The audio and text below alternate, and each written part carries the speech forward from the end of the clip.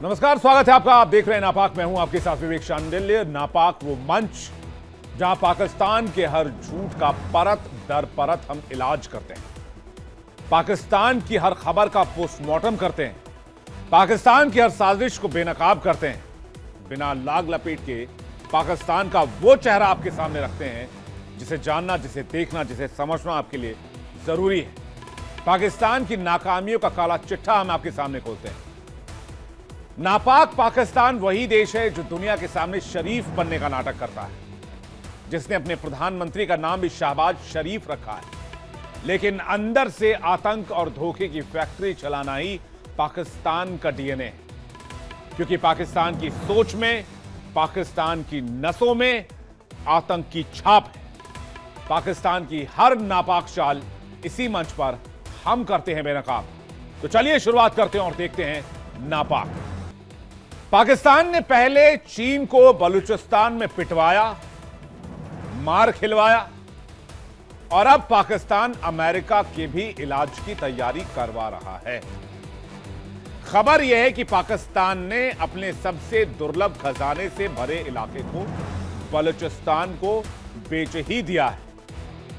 चीन के बाद अब अमेरिका को भी पाकिस्तान ने बलूचिस्तान गिरवी पर दे दिया। यानी पाकिस्तान ने बलूचिस्तान समेत पूरे देश के रेयर अर्थ खजाने को लेकर अमेरिका के साथ डील की है। अब पाकिस्तान में रेयर अर्थ है भी या नहीं भी, या हो सकता है मुल्ला मुनीर ने अमेरिका को कोई टोपी पहना दी हो, लेकिन मुल्ला मुनीर ने अमेरिका की एक मेटल कंपनी के साथ करीब $500 मिलियन के निवेश के समझौते पर हस्ताक्षर किया है। फील्ड मुनीर का दावा है कि इससे खनिज सेक्टर को बढ़ावा मिलेगा और पाकिस्तान के कटोरे में पैसे बरसेंगे। लेकिन कहानी इसके ठीक उलट है। हकीकत यह है कि पाकिस्तान ने बलूचिस्तान का खजाना गिरवी रख दिया है।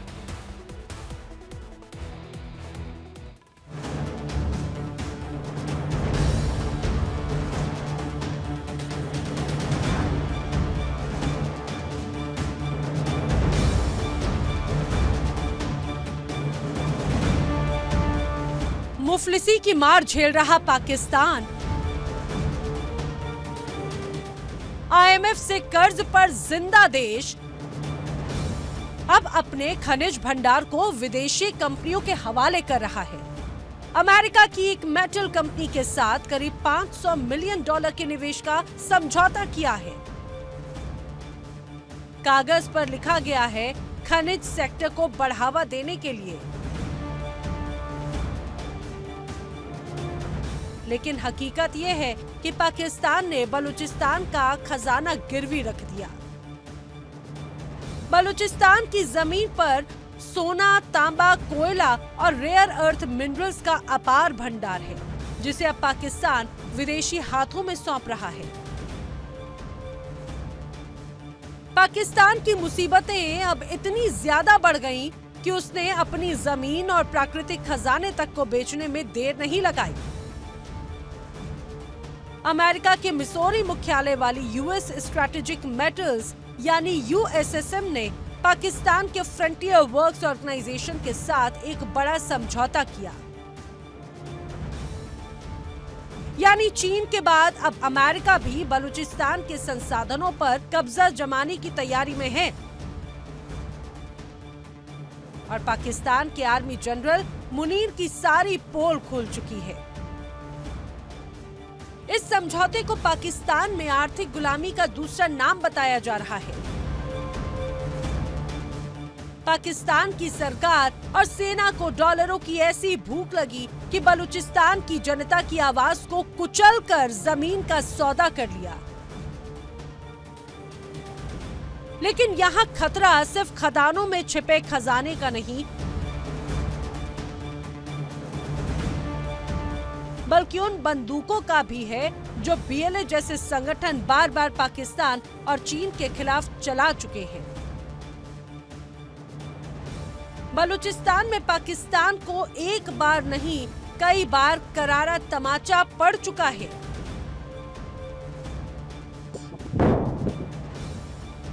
बलूचों ने तो पाक आर्मी की पतलून तक उतार दी। यानी बलूचों के जज्बे के आगे ना पाकिस्तान टिका ना चीन, और अब तो बारी अमेरिका की है। बलूचों की लड़ाई अब पूरी दुनिया के सामने है।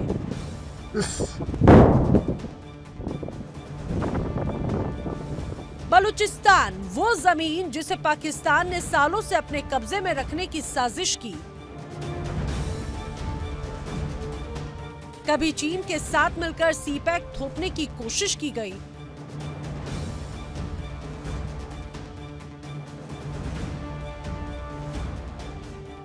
लेकिन बलूचों ने हर बार पाकिस्तान और चीन को करारा जवाब दिया। ऐसे में नापाक पाकिस्तान ने चीन के बाद अब अमेरिका को गिरवी रख दिया। अमेरिका की नजर बलूचिस्तान पर टिक गई। अफगानिस्तान से तालिबान को सीधे सीधे घेरने की तैयारी है। पाकिस्तान की जमीन और बलूचिस्तान के खनिज संसाधन अमेरिका की साजिश का नया मोर्चा बन गया है। अफगानिस्तान से अपमानजनक वापसी के बाद अमेरिका अब नए ठिकाने खोज रहा है। वो ठिकाना है बलूचिस्तान का। सूत्रों के अनुसार अमेरिका बलूचिस्तान को अपने लिए स्ट्रैटेजिक बेस बनाने की कोशिश में है, ताकि तालिबान पर इनडायरेक्टली वार किया जा सके। दरअसल बलूचिस्तान की लोकेशन तालिबान के खिलाफ जंग में अमेरिका के लिए बेहद मुफीद मानी जा रही है। सीमा से सटे इलाके अफगानिस्तान में तालिबान की एक्टिविटी पर नजर रखने के लिए बिल्कुल सही जगह है। यानी खेल बड़ा है। अमेरिका के निशाने पर तालिबान है, लेकिन दांव पर बलूचिस्तान की मिट्टी और वहां की जनता का भविष्य है। लेकिन बड़ा सवाल ये है कि क्या बलूचिस्तान की जनता अमेरिका की चाल का हिस्सा बनेगी, या फिर पाकिस्तान और अमेरिका दोनों को करारा जवाब देगी। अमेरिका बलूचिस्तान में कदम रखने की तैयारी कर रहा है, लेकिन इससे पहले उसे समझना होगा कि बलूचिस्तान कोई आम जमीन नहीं। यहाँ मौत का खेल कई बार खेला जा चुका है और BLA ट्रेलर दिखा भी चुका है।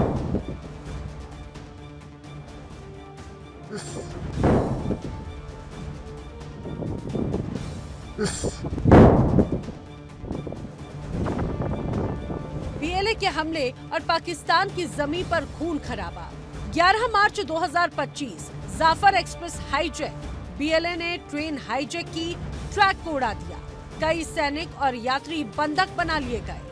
21 मई 2025 खुशदार स्कूल बस बम धमाका। आत्मघाती हमलावरों ने विस्फोटक से भरी गाड़ी से बस को टक्कर मारी और इस हमले में कई बच्चों की जान चली गई। 8 सितंबर 2025 कलात बलूचिस्तान का हमला। सेना की गाड़ी को IED से उड़ाया। 10 पाकिस्तानी फौजी मारे गए। 9 नवंबर 2024 क्वेटा रेलवे स्टेशन ब्लास्ट, आत्मघाती हमला। 32 की मौत हुई, 55 लोग घायल हो गए। 26 अगस्त 2024 कोऑर्डिनेटेड अटैक बलूचिस्तान। पुलिस, सेना और आम नागरिकों पर अटैक, दर्जनों की जान गई। 26 मार्च 2024 PNS Siddique naval base Turbat. हथियारबंद लड़ाकों ने नौसेना के स्टेशन को निशाना बनाया। हमले की जिम्मेदारी BLA के मजीद ब्रिगेड ने ली। यानी अमेरिका हो या पाकिस्तान, बलूचिस्तान की जमीन पर BLA पहले ही ट्रेलर दिखा चुका है। अब अगर अमेरिका यहाँ कदम रखता है तो उसे पूरी खून खराबे की फिल्म देखनी पड़ सकती है।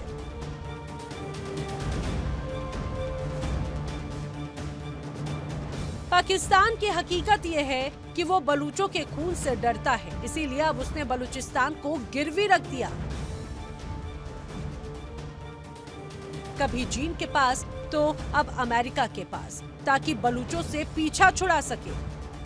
बलूचिस्तान की जमीन पाकिस्तान के लिए जंग का मैदान बन चुकी है, जहां बलूच लड़ाके बार बार पाकिस्तानी फौज को मात दे रहे हैं। पाकिस्तानी आर्मी के लिए यहां टिकना मुश्किल हो गया है। अब पाकिस्तान अमेरिका की चौखट पर पहुंच गया है। बलूचिस्तान को गिरवी रख दिया है। मकसद सिर्फ इतना कि बलूचों से किसी भी तरह से पीछा छुड़ाया जा सके। लेकिन बलूचों के जज्बे के आगे पाकिस्तानी चाल कामयाब नहीं हो रही। हर बार बलूचों के हमले, हर बार पाकिस्तानी फौज की शिकस्त, ये सबूत है कि बलूचिस्तान आज भी पाकिस्तानी कब्जे को नकारता है। यानी पाकिस्तान चाहे चीन के कदमों में गिरे या अमेरिका के सामने हाथ फैलाए, बलूचिस्तान की जमीन पर बलूचों का हक है और बलूचिस्तान को गिरवी रखकर पाकिस्तान अपनी मुसीबत से पीछा नहीं छुड़ा पाएगा। Bureau report, India daily.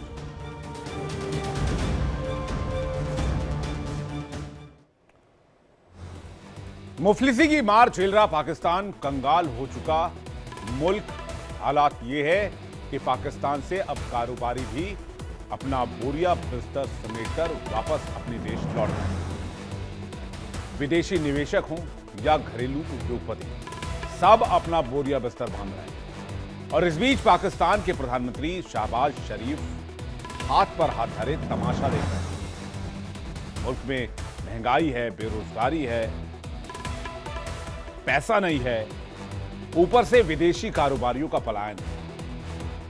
तो क्या पाकिस्तान में आर्थिक बर्बादी की स्क्रिप्ट लिखी जा चुकी है और पढ़ी जा चुकी है और पाकिस्तान आर्थिक बर्बादी की आखिरी पायदान तक पहुंच चुका है?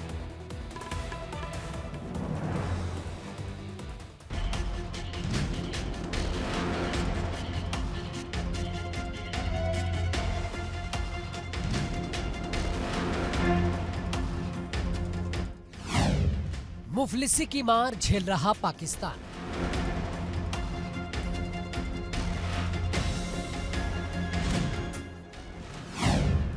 पाकिस्तान से कारोबारियों का पलायन।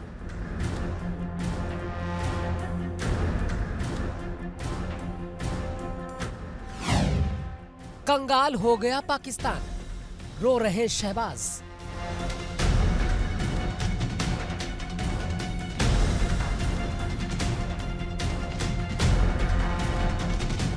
पाकिस्तान की डगमगाती अर्थव्यवस्था, सियासी अस्थिरता और बढ़ते आतंकी हमलों ने हालात ऐसे कर दिए हैं कि अब एक एक कर बड़े कारोबारी पाकिस्तान छोड़कर भाग रहे हैं। कंगाल पाकिस्तान को एक बड़ा झटका लगा है। माइक्रोसॉफ्ट के बाद अब जापान की दिग्गज कंपनी यामाहा ने भी पाकिस्तान से अपना कारोबार समेट लिया है। यानी अब विदेशी कंपनियां पाकिस्तान को पूरी तरह से नकारने लगी हैं। कुछ ही दिन पहले माइक्रोसॉफ्ट ने पाकिस्तान से अपना दफ्तर बंद किया। कारण बताया अस्थिर माहौल और आर्थिक संकट। और अब जापान की मोटरसाइकिल कंपनी यामाहा ने भी पाकिस्तान को अलविदा कहा। नतीजा कारखाने बंद, हजारों कर्मचारी बेरोजगार हो गए। पाकिस्तान की लगातार गिरती अर्थव्यवस्था, कराची स्टॉक एक्सचेंज का धड़ाम होना और पाकिस्तानी रुपया रसातल में जाना, ये सब विदेशी कंपनियों को भागने पर मजबूर कर रहा है। माइक्रोसॉफ्ट और यामाहा जैसी ग्लोबल कंपनियों का पलायन साफ इशारा करता है कि पाकिस्तान अब बिजनेस मैप से गायब होता जा रहा है। पाकिस्तान की सड़कों पर महंगाई का रोना, बाजारों में मंदी की मार और कंपनियों पर घाटे का साया। नतीजा यह है कि कारोबारियों ने अपना आतंकी मुल्क पाकिस्तान से बोरिया बिस्तर समेट लिया है।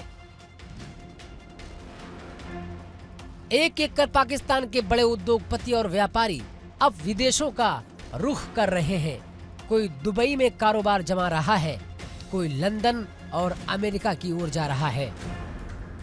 पाकिस्तान लगातार गिर रहा है। अंतर्राष्ट्रीय मुद्रा कोष के कर्ज पर टिकी अर्थव्यवस्था और राजनीतिक अस्थिरता ने कारोबारी माहौल को पूरी तरह चौपट कर दिया है।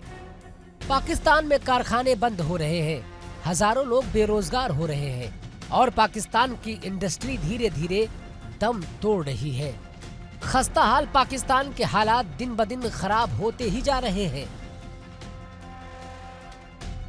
महंगाई, कर्ज, आर्थिक तंगी के बीच अब विदेशी कंपनियां भी पाकिस्तान से मुंह मोड़ रही हैं। नतीजा यह है कि पाकिस्तान में FDI यानी कि फॉरेन डायरेक्ट इन्वेस्टमेंट पिछले साल के मुकाबले भारी गिरावट के साथ रिकॉर्ड निचले स्तर पर पहुंच चुका है। पिछले साल पाकिस्तान में एफडीआई यानी प्रत्यक्ष विदेशी निवेश में करीब 40 से 50% तक की गिरावट दर्ज की गई है।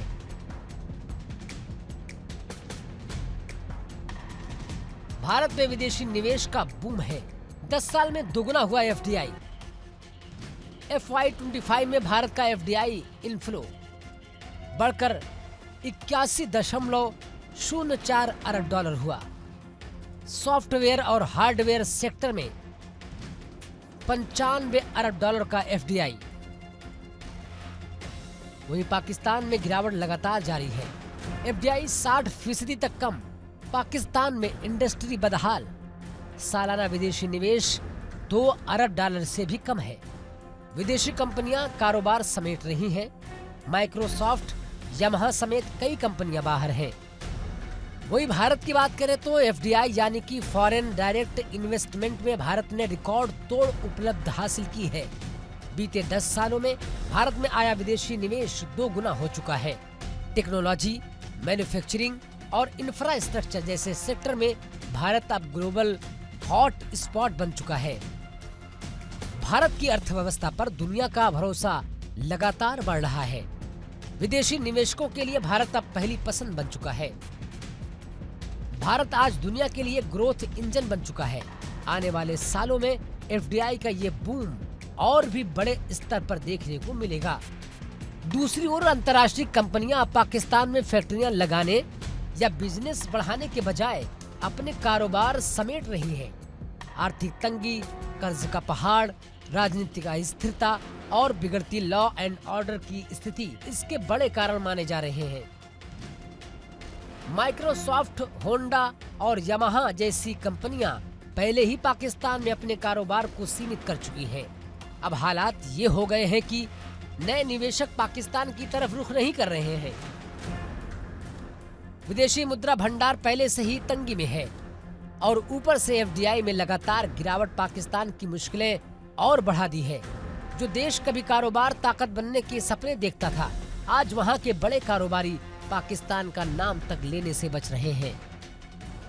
यानी पाकिस्तान की बर्बादी सिर्फ उसकी सियासत और फौज की वजह से नहीं, बल्कि इस वजह से भी है कि उसके अपने ही कारोबारी अब पाकिस्तान को छोड़कर भाग रहे हैं।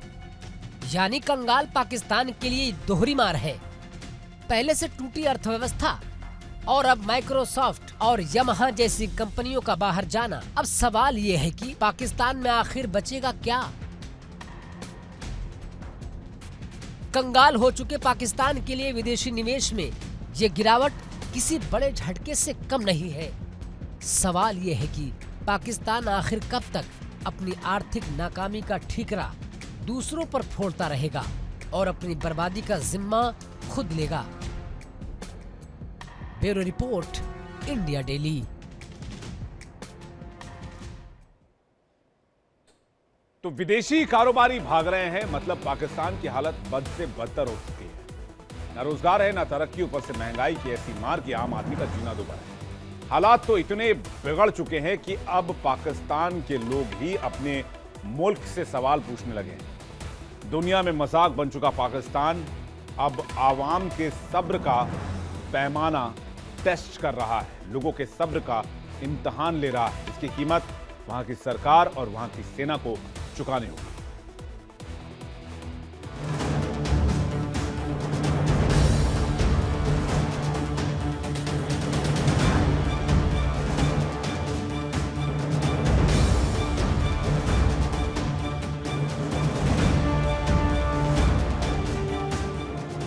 पाकिस्तान की हालत किसी से छिपी नहीं है। ना रोजगार है, ना तरक्की, ऊपर से महंगाई का ऐसा कहर कि आम आदमी का जीना दूभर हो गया है।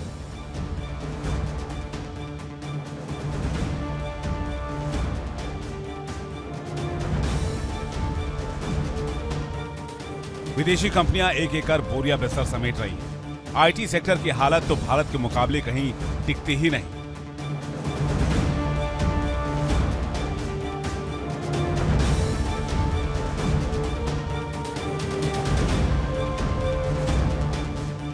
ऐसे में पाकिस्तान की आवाम का गुस्सा सड़कों पर फूट रहा है।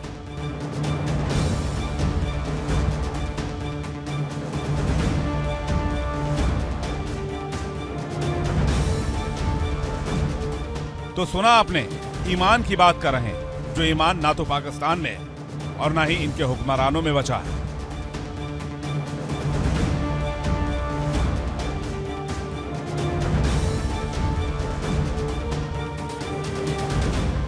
पाकिस्तान की आवाम सरकार से बेहद नाराज है। रोजगार नहीं, दाल रोटी तक आम आदमी की पहुंच से बाहर हो चुकी है। पाकिस्तान एक बार फिर सवालों के घेरे में, जहां रूल ऑफ लॉ नाम की कोई चीज नजर नहीं आती।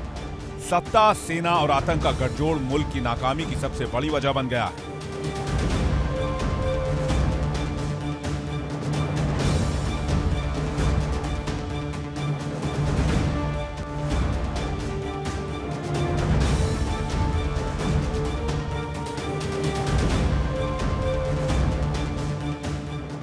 भारत की पहचान आज आईटी पावर हाउस के तौर पर हो चुकी है। बेंगलुरु से लेकर हैदराबाद तक स्टार्टअप्स और टेक्नोलॉजी कंपनियां दुनिया भर में अपनी धाक जमा रही हैं। मल्टीनेशनल कंपनियां भारत में निवेश कर रही हैं। लाखों युवाओं को रोजगार मिल रहा है, तो वहीं दूसरी तरफ पाकिस्तान है, जहां आर्थिक संकट और बेरोजगारी ने लोगों का जीना मुश्किल कर दिया है। आईटी या इनोवेशन की जगह वहां कट्टरपंथ और जिहाद को बढ़ावा दिया जा रहा है। पढ़े लिखे नौजवान भी रोजगार के बजाय हथियार उठाने को मजबूर हो रहे हैं। ये खुद पाकिस्तान की आवाम बोल रही है।